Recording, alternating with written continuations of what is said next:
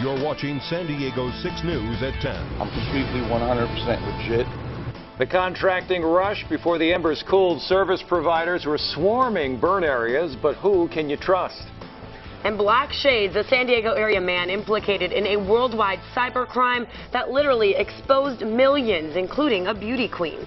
Kawasaki disease. Local researchers tracked down its source and discovered the first pathogen able to ride winds across the ocean to infect local children.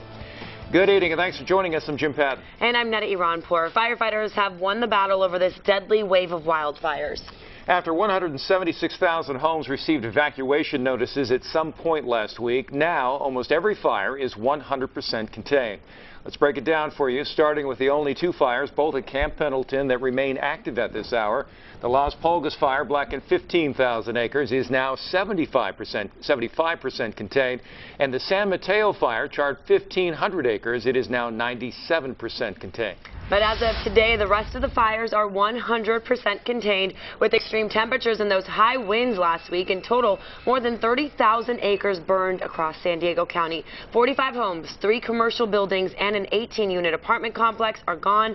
Investigators believe at least 2 fires were intentionally set, one in Oceanside, the other in Escondido. Well, 3 people are also under arrest, though it's not believed the fires they're accused of starting became substantial. Investigators are looking into whether a golf cart sparked the fire in Carlsbad. We know the Bernardo fire accidentally started on a construction site. The rest remain under investigation. As the cleanup from the San Diego County wildfires begins, county and state officials are urging homeowners to be on the lookout for scams. San Diego 6's Derek Stahl reports investigators have already found at least one opportunist, apparently breaking the law. On the very same day these wildfires started consuming homes in Carlsbad, people on Black Rail Road say businesses started dropping off cards offering restoration services. Nobody was allowed to be here. It was evacuated, the whole area. How did they get in here? They're probably trying to get business, you know, but there are some vulnerable people out there that will say, oh, great. The Calasians were contacted by a licensed business, but state officials say after a disaster, too many of the aggressive door-to-door types don't have one. Be aware of that. I would run their license to make sure they are licensed. That's why investigators with the newly formed Wildfire Task Force are now fanning out, warning residents in burn areas about potential scams and checking up on contractors. I'm completely 100% legit. I am a good, honest person that works hard for a living. Okay, but you can't provide us with your driver's license. This painter didn't have his driver's license, but ultimately checked out.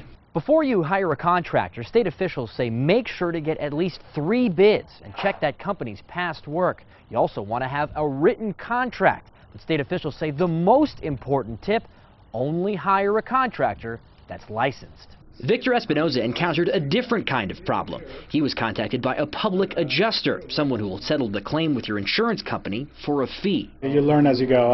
This is my first experience in time like this. He says the adjuster made him an offer shortly after Wednesday's fire. By law, they have to wait a week. When it's a disaster area, it's a felony if a public adjuster contacts someone within that 7 days. So we'll be following up with that public adjuster because what they've done appears to be inappropriate in violation of the regulations.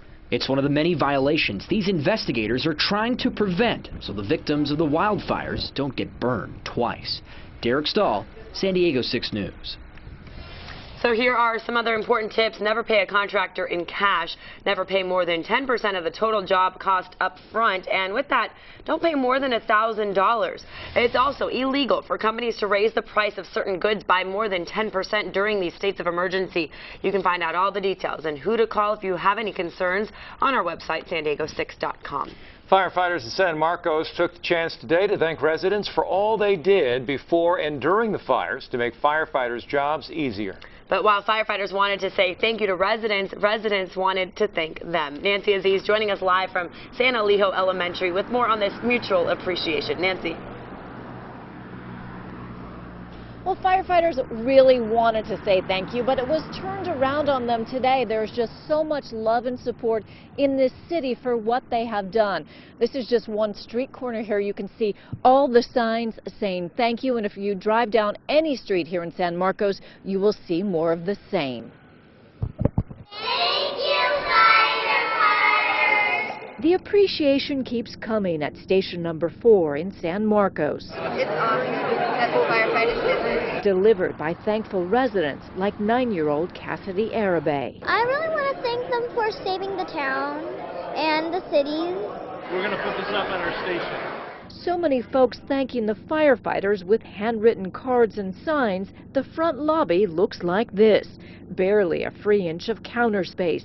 And the kitchen, it's packed too, with hand-baked and store-bought treats, a gesture that means so much. And then you come back from the fire lines to the firehouse, and you see the desserts, the signs the kids and families have made. And it's heartwarming, it really is. It means a lot to us. Even Leona Thomas thanked the firefighters, despite the fact her Harmony Grove home of 69 years was lost in the fire.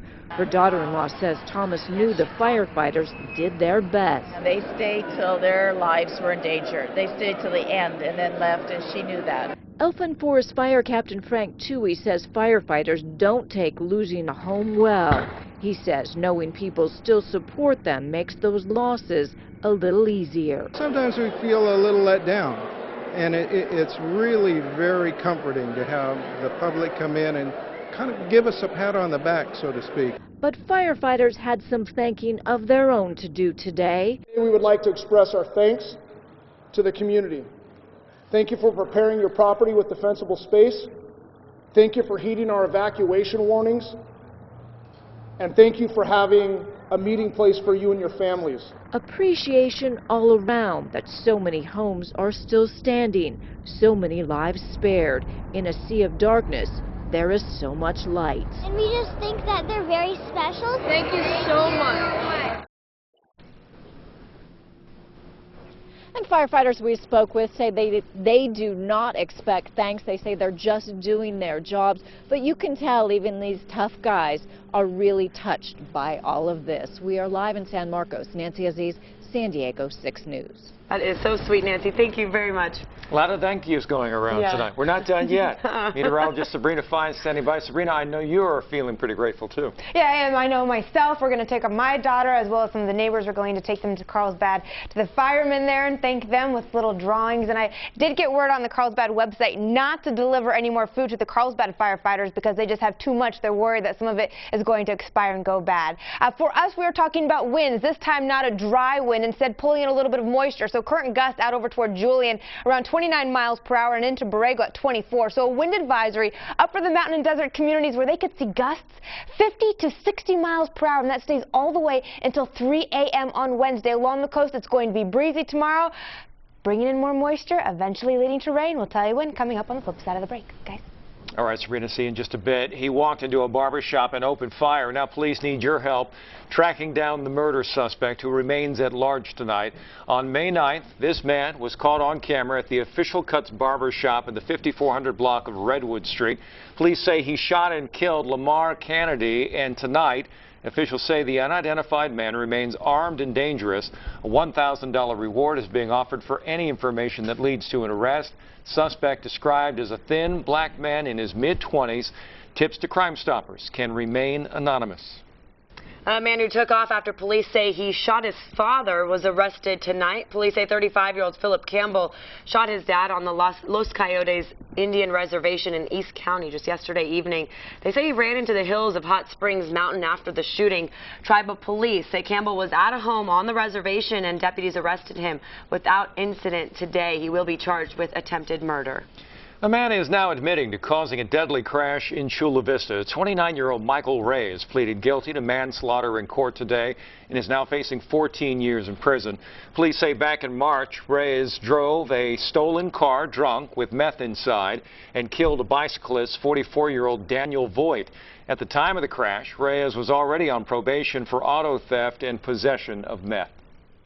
It is a cyber nightmare that seasoned FBI agents are calling breathtaking. Today, the FBI announced the arrest of nearly 90 people around the globe for the manufacture and use of a piece of malware called Black Shades. San Diego 6's John Carroll joining us now with how a case involving a local man initially brought the cybercrime to the public's attention. John. Netta, Jim, the announcement of arrests following a 2-year investigation came today from the FBI in New York. 2 people who authored the malware were arrested, along with scores of others who bought it and and used it, subjecting hundreds of thousands of people around the world to a cybercrime of nightmarish proportions. The word malware is a conglomeration of the words malicious and software, and when it comes to black shades, Agent John Carruthers with the San Diego FBI Cybercrime Unit says it doesn't get any more malicious. It will allow the user of the tool, the perpetrator, to gain complete and total access to the victim's computer. That's what 20-year-old Jared James Abrahams of Temecula did to former Miss Teen USA Cassidy Wolf when the two attended high school together. Abrahams was able to surreptitiously gain access to Wolf's computer and install black shades. He then watched her on her computer's webcam for more than a year before sending Wolf a threatening message complete with 2 nude pictures of her. He said if she didn't do what he wanted, he'd share those pictures and more with the world. As terrible as that was, Agent Carruthers says users of black shades have gone way beyond extortion these days. Yeah, with the keystroke logger, basically if you think about it, everything that you're typing at your keyboard is being recorded into a log, at which point the subject or perpetrator will have access to. So you're looking at getting all passwords, usernames, like you said, bank account numbers. So how do you know if you have been or are a victim of black shades? It's not easy, but Agent Carruthers says if your computer suddenly starts slowing down, even a little bit, you might want to have an expert look it over. And if someone has put black shades on your computer? Highly recommended that you wipe your hard drive and reload your operating system. Now, of course, you want to back up your vital data first. And make absolutely sure your antivirus software is up to date. Now, I asked Agent Carruthers if cybercrime has gotten so bad that his cybercrime unit is getting overwhelmed. He replied that there is never a shortage of work to do, but he also said that cooperation between federal, state, and local authorities is better now than ever. It has to be, because cybercrime is here to stay. Live in studio tonight, John Carroll, San Diego 6 News. Thank you, John. Well, straight ahead, the show will go on after 2 months of drama. The opera will celebrate its 50th season, how much money they raised. Plus, a beached whale, what scientists now have to do to move this 50-foot mammal in Point Loma. And hands-on learning, how a large grant will benefit students at the USS Midway. You're watching San Diego 6 News at 10 with Jim Patton, Neda Iranpour, and meteorologist Sabrina Fine. A dead fin whale is washed up on the shores of Point Loma. Our Sky 6 chopper flew over the scene this morning as authorities were left with the stinky task of removing that huge carcass. To give you an idea, this is near the wastewater treatment plant. The plan is to drag the 50-foot-long whale into the ocean tomorrow at high tide. It'll then be taken to Fiesta Island to determine the cause of death. Fin whales are the second longest whale in the ocean, and they're also the fastest swimming whale in the ocean. They're called the greyhounds of the sea. Officials say this is the second fin whale to end up in the cove in just 2 years. The other whale died after being hit by a ship and breaking its back. Inspiring younger generations through the patriotism of our country's past. The USS Midway Museum is in the process of constructing new hands-on learning stations. This comes through a $1.5 million grant they just received from Cox Communications. As Natasha Sweet reports, the history between the Cox family and this warship dates back 70 years.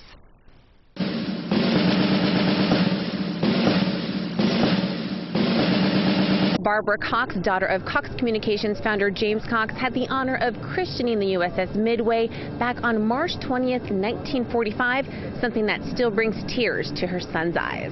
It's always been an important part of our family. She remembered it throughout her life, and I loved when she got to tell my children. From 1945 to 1992, the USS Midway served many pivotal roles, including service in the Cold War, Vietnam, and the Persian Gulf.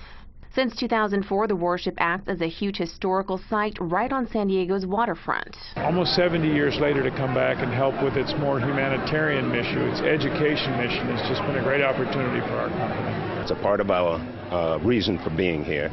It's a symbol of our freedom, and all of our children need to learn that. Randolph Ward, San Diego County Superintendent of Schools, says he values the hands-on training the museum offers students. Coming here, feeling it, experiencing it, seeing it, and that's very different than reading it in a book. Scott McGaugh helped volunteer his time to bring the USS Midway here to San Diego. He wrote the book Midway Magic, capturing the 47 years of history this warship has to tell. It was interesting, Mr. Kennedy kind of choking up Yes. In front of everyone, and mentioning that this was the second time he choked up, reading your very own passage. How does that make you feel? It was humbling. McGaugh says he wants to preserve the legacy of heroes. And that's what we're all about, really bridging the greatest generation and America's future generations. Natasha Sweet, San Diego 6 News. More than 50,000 students visit the USS Midway Museum for virtual field trips every year. And now 2 months after the stage lights look dim, the San Diego Opera has announced it will have a 2015 season. A lack of $10 million nearly shut down the 50-year-old tradition, but the community came together to show its support and keep those doors open. So far, more than $4 million has been raised, and that's enough for the new board to believe the opera will go on for many years to come, they say. Some of the next year's performances are already listed on their website.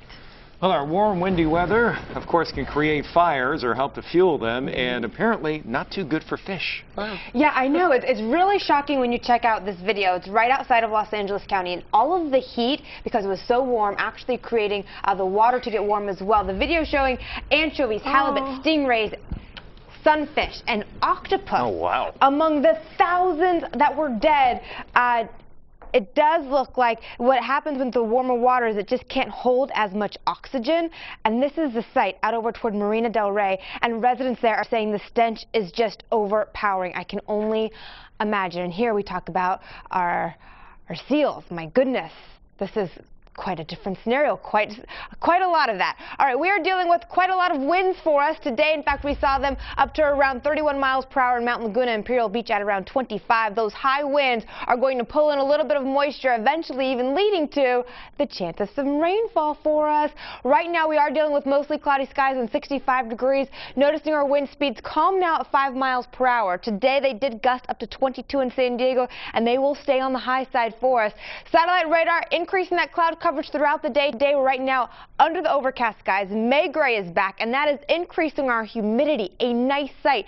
Today, humidity 58% at its lowest level. Compare that to last week when we were only into the single digits. It's all in part due to this low pressure system continuing to pull in that onshore flow, causing winds along the coastline 10 to 15 miles per hour. But we'll see them about 20 miles per hour inland areas and up to about 30 for the mountain and deserts. All of it pulling in some moisture. So tomorrow at 7 a.m., look at this. Pockets of green, a little bit of drizzle accompanying the overcast skies. By noon, the clouds should begin to part their way out over toward inland areas. And then once we head back through Wednesday, yet again, a light chance of some sprinkle activity. I think the best chance of rain, though, will be coming our way on into Thursday, maybe even into Friday. We'll see about a 10% chance of rain for us instead of just calling it sprinkle activity. 7-day forecast for you. 69 degrees tomorrow, staying that way on into Wednesday.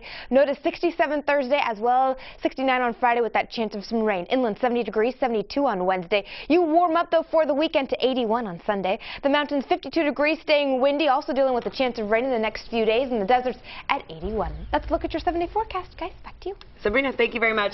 And coming up, a picture of exhausted firefighters goes viral. The selfie that made the rounds on Facebook, and the words of thanks from many of you.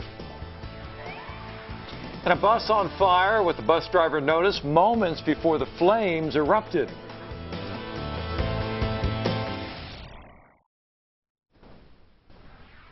This past week has been exhausting for firefighters throughout the county, and a picture from a San Marcos fireman tells the story. This photo here shows Tim Bergen taking a much-needed break with those other tired firefighters right behind him. Look at him smiling, though. Now, they were battling the Cocos fire. The picture has gone viral on Facebook. Within hours, the photo received more than 30,000 likes, 4,100 shares, and thousands of comments from people expressing appreciation. He does look to be in very good spirits, for sure. All right, and we asked for your messages to the first responders fighting the San Diego fires. Dozens of you shared your thoughts on our San Diego 6 Facebook page. Virginia here says, we are all unbelievably thankful for your dedication and skill. Yours is a dangerous and sacrificial job. We cannot thank you enough. Ricardo says, thank you, heroes, for all the homes you save, for everything you men and women have done. May God protect you and give you all blessings. Thank you from Fallbrook. Appreciate those comments. And straight ahead, a one-way ticket to outer space. How many people are heading to Mars with no promise of ever returning?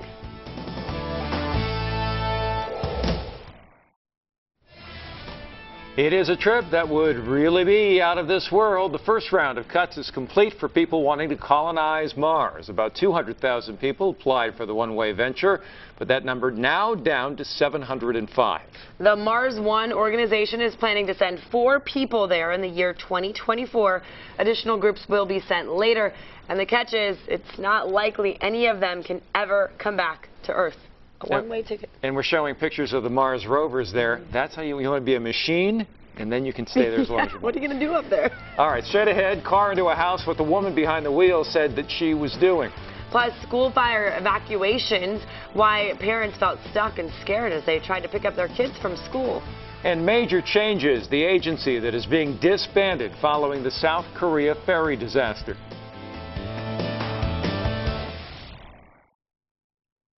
You're watching San Diego 6 News at 10. Welcome back. Well, firefighters have won the battle over this deadly wave of wildfires. After 176,000 homes received evacuation notices at some point last week, now almost every fire is 100% contained. Let's break it down for you, starting with the only 2 fires that remain active at this hour. The Las Pulgas fire at Camp Pendleton blackened 15,000 acres and is now 75% contained. Also on base, the San Mateo fire charred 1,500 acres. It is 97% contained. But as of today, the rest of the fires are 100% contained. With last week's extreme temperatures and those high winds, more than 30,000 acres burned across San Diego County. 45 homes, 3 commercial buildings, and an 18-unit apartment complex were destroyed. Investigators believe at least 2 fires were intentionally set, one in Oceanside, the other in Escondido. And 3 people are also under arrest, though it is not believed that the fires they're accused of starting became substantial. Investigators are looking into whether a golf cart sparked the fire in Carlsbad. We know the Bernardo fire accidentally started on a construction site. The rest remain under investigation. Well, students in Carlsbad are back to school after flames came close to campus during the Poinsettia fire. Some parents are angry at how the school handled the evacuations. These images from Aviara Middle School show the urgency as flames and large dark plumes of smoke rush closer. My classes are in the back of the campus, so it was actually really close to the fire when it happened. Students now looking for a sense of normalcy. Flames came just feet from campus and forced an immediate evacuation. I was scared and I was worried if my school was going to get burnt down, and I was worried about my family and stuff. I was frightened, so frightened. And so were parents. Some say they felt scared and stuck. It just caused this big gridlock, and nobody could get in and nobody could get out. And it was just hard because the kids were standing out there waiting to get picked up, but no one could get to them. They say the school required each parent to verify who their child was before they could pick them up. And I got my child and a couple of her friends, and we just left. And at that point, even we were asked, if they were signed out. And I said, yep, they're signed out. And we left. So sorry for breaking the rules, but that fire was just really close. Diana Grogan just landed at the airport and was bombarded with calls and texts about the fire. My kids are telling me that they can't go home because a parent's not there to pick them up, and the school is on fire. So my heart completely sunk to my stomach. I was calling the school and calling the school and calling the school, but the phones were on automatic rollover. Grogan says her 2 daughters lied, saying they had already signed out just to get out. Meanwhile, today the principal praised the students for staying calm. They stayed calm. They worked together. Our middle school kids even worked with the elementary kids who held each other's hands, and really the students comforted each other. Despite the horrifying images, everywhere they looked, there was fire. No student got hurt, and firefighters saved their school from the roaring inferno. Now all many parents want is some sort of change. We need to fine-tune it so that we're not gridlocked, so that kids aren't jumping over fences, so that kids aren't lying to the school. And those parents say they're hoping to meet with school officials to request some changes to that evacuation protocol. It's being called a miracle. More than 3 dozen koi fish survived the devastating Cocos fire. The koi pond in Harmony Grove's spiritual retreat community was spared, and tonight those fish are in a safe place. San Diego 6's Susana Franco shows us how they've become a symbol of hope.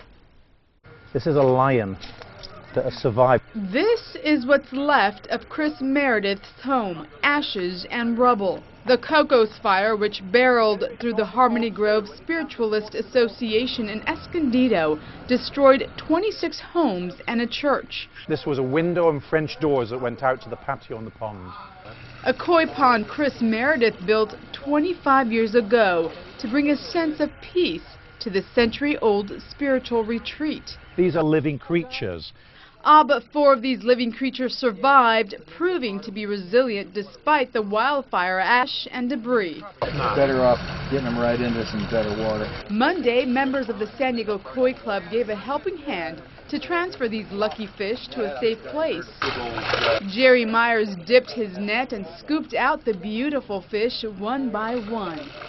Others placed them into a tub filled with clean water, then loaded them onto a truck to be taken to a koi sanctuary in Lakeside. And the road to recovery begins for Harmony Grove. You have SDG&E here fixing down power lines. You also have firefighters here looking for potential hazards and assessing all the damage.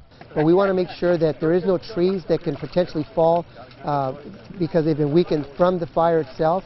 We also want to make sure there's no power lines, any trip hazards, or anything that can potentially harm someone. Meantime, this community is taking it one day at a time. Say it's a material loss, it's not a spiritual loss. And we will build from the ashes. As the healing process begins, they take comfort in knowing not all has been lost. In Escondido, Susana Franco, San Diego 6 News. Only 3 homes survived the Cocos fire in Harmony Grove. Those that did not have already started plans to rebuild and hope to complete them within a year. And we have new pictures to show you tonight of a car very similar to the one involved in a hit and run that killed a UCSD professor Saturday. 62-year-old Anuchka Mihailova was walking along a sidewalk in Rancho Bernardo when a car jumped the curb and hit her. Authorities say the driver took off in a car similar to the one here on your screen. It's described as a silver or pewter-colored 2005 or 2006 Nissan Altima. It's believed to have front-end damage, including a missing passenger side mirror. So if you have information, please call authorities. A Claremont woman was sitting on her couch with her dog when a car came flying into her living room. The impact left cracks in the wall and shattered the front window. The woman behind the wheel says her boyfriend was teaching her how to drive when she lost control, struck 2 cars, and then barreled into that home. Remarkably, the couple and a young boy inside the car were not injured. The homeowner did hurt her leg but was able to escape through a window. Neighbors ran outside after hearing the crash. It was so fast that I thought it was literally going to go through the house. I honestly can't believe that she's walking and talking. She's very lucky. That car is very far into that house. This happened in Bejo in the 3600 block of Massasoit Avenue. The driver who caused the crash will not be cited. Well, a high school field trip in western Wisconsin got off to a scary start today. Check out this dramatic scene in Eau Claire. The bus that students were riding caught fire while it was on its way to Minneapolis, Minnesota. Bus driver said he noticed there was a problem with a back tire, so he decided to switch to a different bus.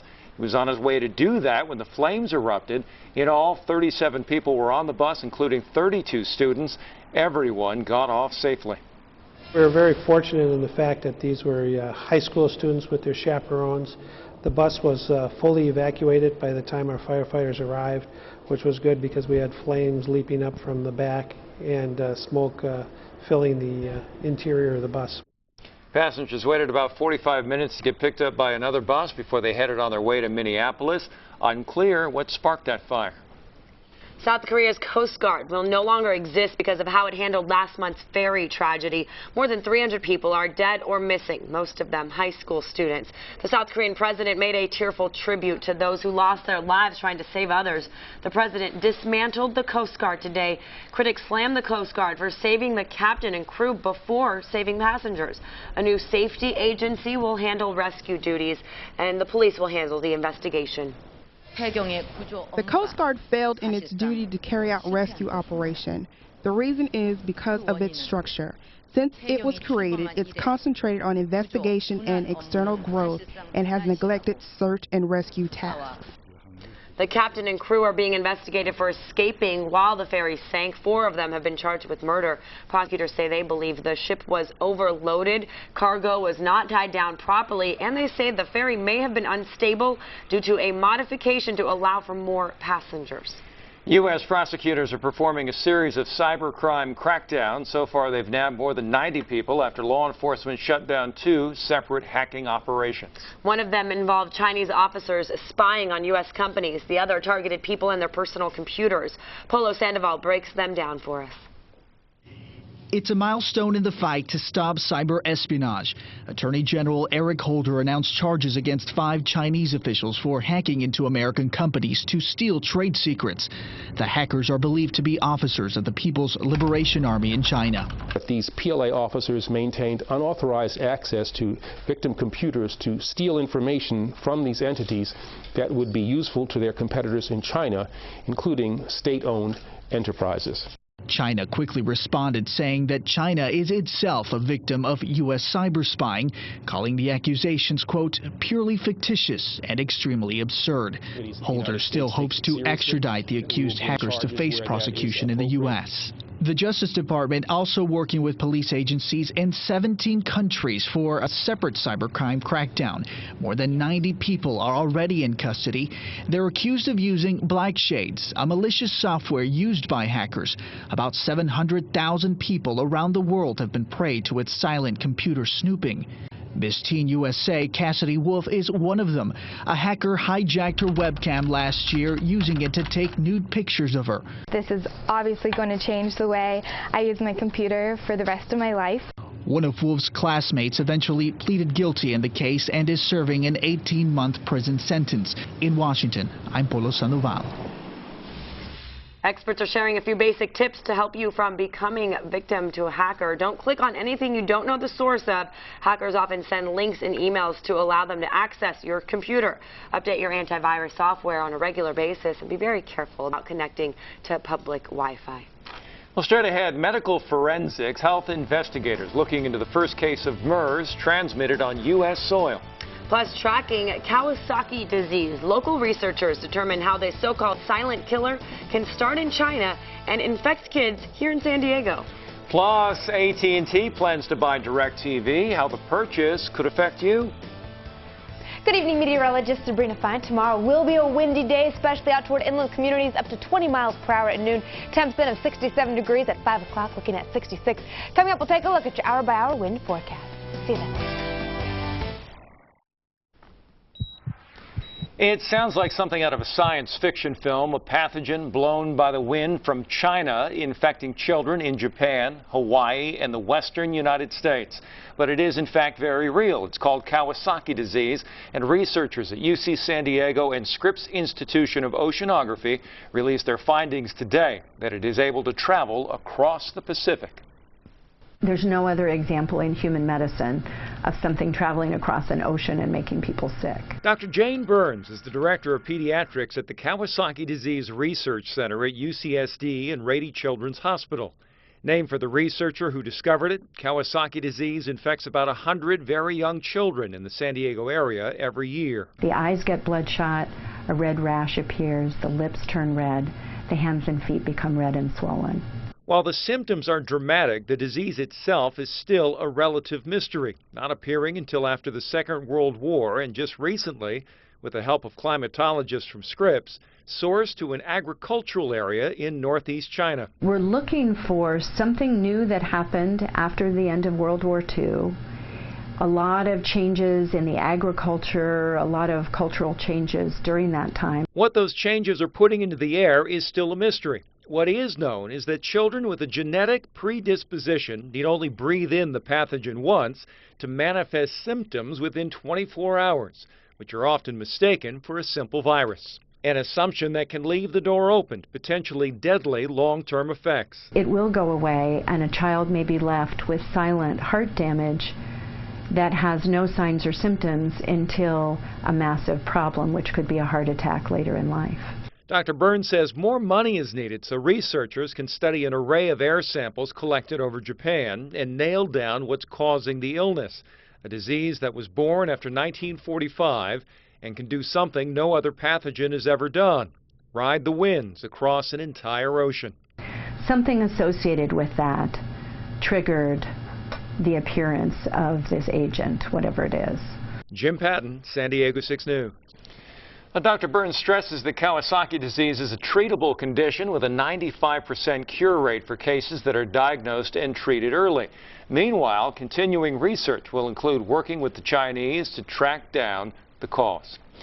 The nation's third reported case of the MERS virus is proving how little is known about the illness that first emerged in Saudi Arabia in 2012. Health investigators have expanded an intense medical forensics probe on the first case of MERS transmitted here on U.S. soil. Officials say the latest victim, an Illinois businessman, had extended face-to-face contact with that first patient who'd traveled from Saudi Arabia to Indiana. The men had 2 meetings and shook hands both times. When officials tested the new patient, his body had already fought and killed the virus. We think it's easier to spread in the hospital environment when a person's very sick. But this individual with the antibodies may be telling us that less intensive contact before very severe symptoms are evident may be enough to spread the virus. While so far it appears close to 30% of MERS cases are fatal, 20% have no symptoms or symptoms so mild they don't know they even have it. But it's unknown how many have been affected by MERS so far. AT&T is planning a multi-billion-dollar deal to buy DirecTV, the nation's biggest satellite television provider. The boards of AT&T and DirecTV met to discuss a deal worth $49 billion. AT&T wants to compete with Comcast and Time Warner Cable, which agreed to merge in February. Deal expected to close within 1 year after a government review. AT&T says there will be no changes for 3 years. After that, there will be new bundles combining services like phone, TV, internet, and even home security. Consumer groups say it's bad news, leading to higher prices and fewer choices. GoPro going public. The camera maker announced today it plans to raise $100 million in an initial public offering. The company wants to trade on the NASDAQ under the symbol GPRO. Company sales reached $986 million last year, more than 4 times its 2012 total. Profits nearly doubled to $60.6 million. GoPro rose to fame with its action cams. The small weatherproof mountable video cameras produce good quality video.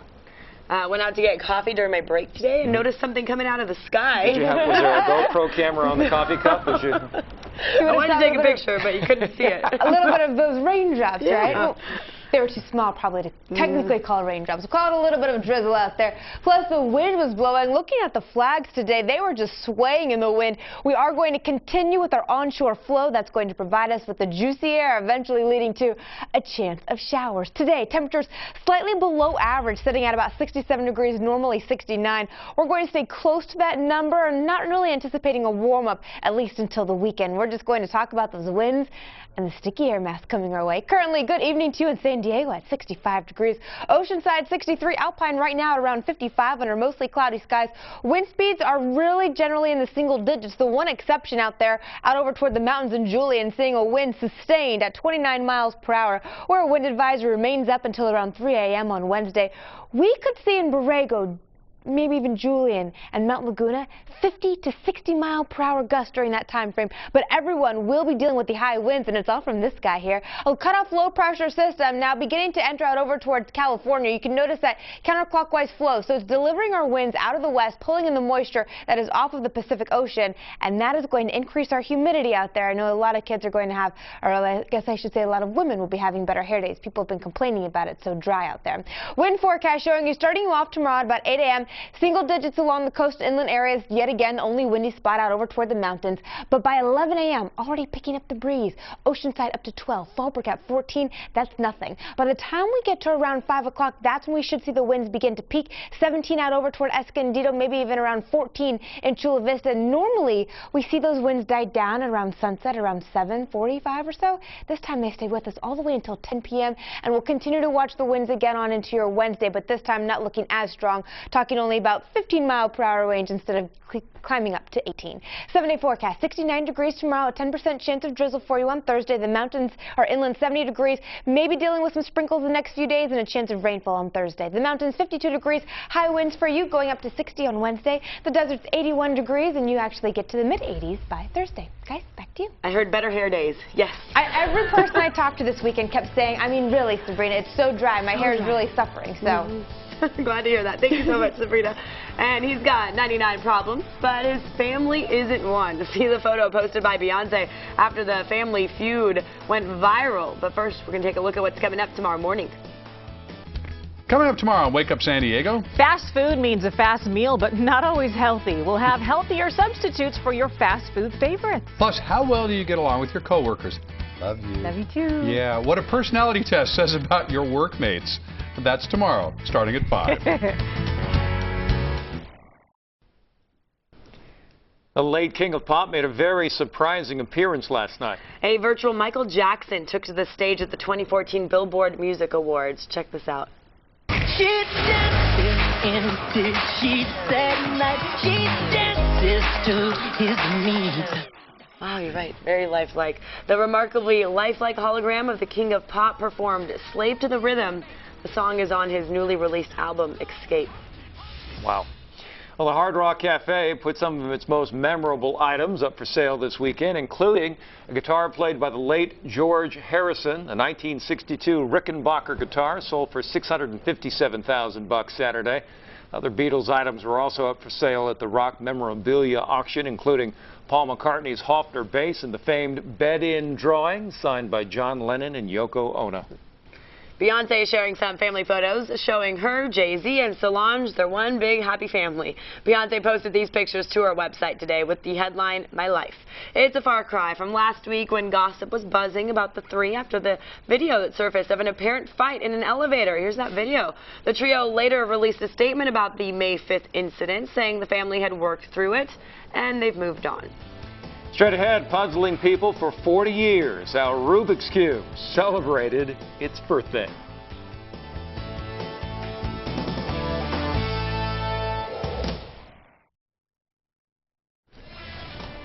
Happy 40th birthday today to the Rubik's Cube. The fun and frustrating puzzle debuted on this day back in 1974.